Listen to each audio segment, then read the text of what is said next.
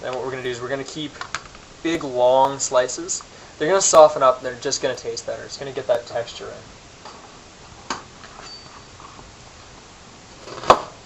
Same way as before, only we're not going to do that second cut down the length. Left with nice, big half rings. And just kind of distribute that in throughout.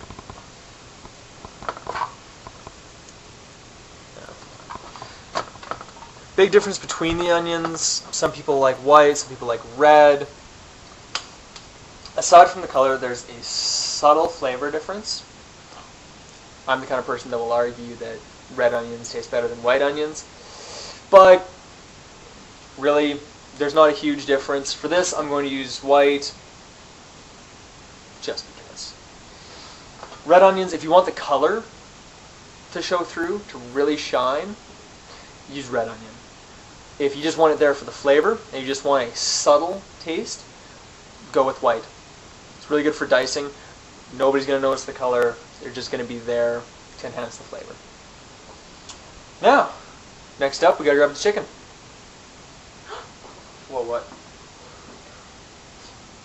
Now, I know it seems like we've been doing this for a long time, but really, the entire sauce process, and if you do all the prep ahead of time, chop all your vegetables right away, the whole thing should take you maybe 15 minutes, tops. A little bit longer, a little bit less. No, one thing you do want to do also is remember to preheat your oven. It'll take about 20 minutes extra to bake the chicken if it's not preheated. So we're going to go ahead and do that now. 350, 375 if you have a really old oven like me. If you have a nice convection oven, 325. Alright, so last thing we have to do with our roast is throw the chicken in it, throw the sauce on top, pop it in the oven. My choice of chicken for tonight is just simple, bone in, skin on chicken thighs. If you don't like skin, you can use boneless skin chicken breasts. They'll work exactly the same. I like the bone in, gives it a little bit more of a rustic feel. I like tearing the meat off my bone. But I do not like skin either. Now, if you're not a big fan of doing this, I would say get them skinless. It's a little bit more expensive, but if you can't handle touching the chicken, I don't blame you. Yeah, if you do, it's pretty simple. Just slide your finger under the little flap of skin. Can be tricky. Grab the meat, pull skin off. You can also use just regular drumsticks, wings, whatever chunks of chicken you like. Remember, this isn't a fancy dish. This is more of a utilitarian meal.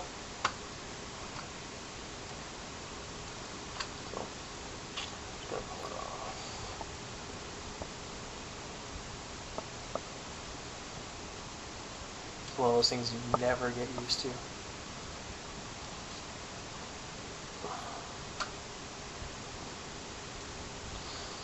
Well, I guess that's one thing I could talk about while we're doing it. There's a new fad right now called free-range chicken. Now, not a lot of us really question free-range chicken. We all think it's nice. We have this image in our head of these cramped chicken coops full of little tiny cages and the chicken sitting there in agony, wishing they could be free, just wishing they could be out there. Well, I don't deny that this is a cruel practice, and for any of you who have been on a chicken farm, I know where you're coming from, it's gross. Now, the question I have about free-range chicken is that, once again, those of you who have been on a chicken farm, a small-scale one, you'll know that given the choice, if you leave a chicken in a coop, it'll stay there. If you open the door and let it run outside, you'll come back out in the middle of the day. They will all be sitting in a corner on top of one another sleeping. Chickens aren't free range. They just find somewhere cool, dark to hide, and they hang out. So this whole notion of free range chicken is probably not so much about the chicken, more about us projecting our values onto our chickens. And they are not the free-range, adventurous little birds that we give them credit for.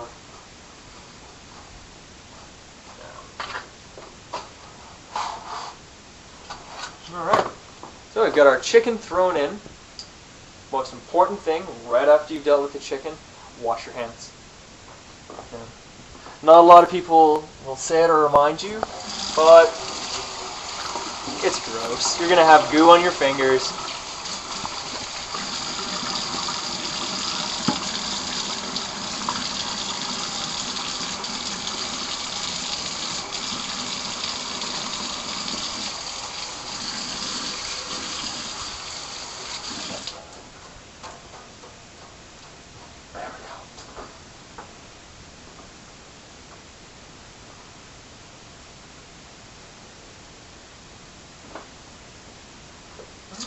Once you're done cleaning up, I tend to season everything just a little bit more before I throw it in. Since I'm a pepper junkie, a little bit of that on top. If you want to go a little over the top, you can also braise your chicken breasts, which just means you can brown them real quick in a pan to sear the outside. You can marinate them, say using just a simple balsamic vinegar with a little bit of garlic in it. Throw that on there, some herbs. Let it sit overnight if you want a real good flavor. You don't have to. You can do a rub however you want.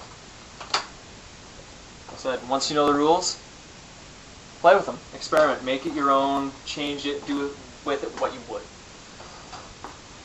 All we're going to do is we're going to take our sauce that has been simmering ever so nicely. Just look at that.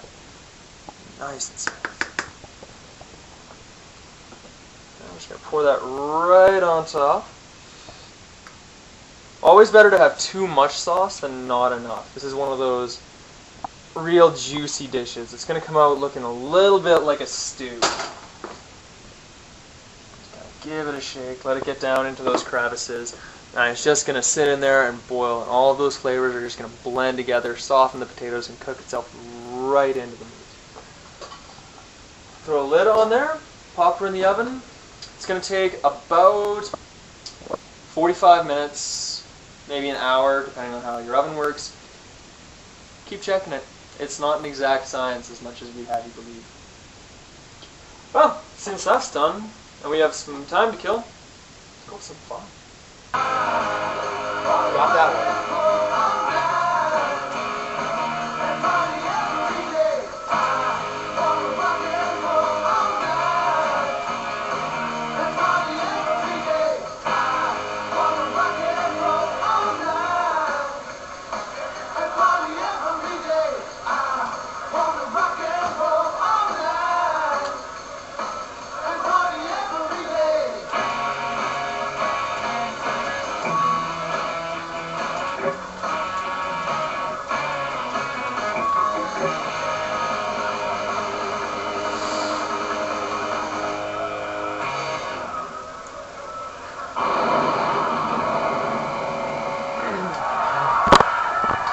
The best part about anything that you have to bake is the amount of free time you have afterwards to just hang out and do whatever.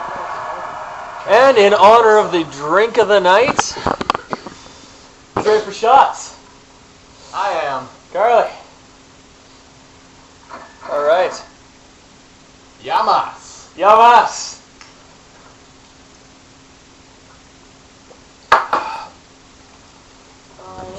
And as a special side note, our beautiful camera girl sitting in the corner there.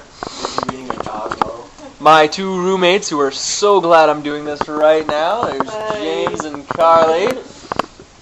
And I guess we'll see you when dinner's ready.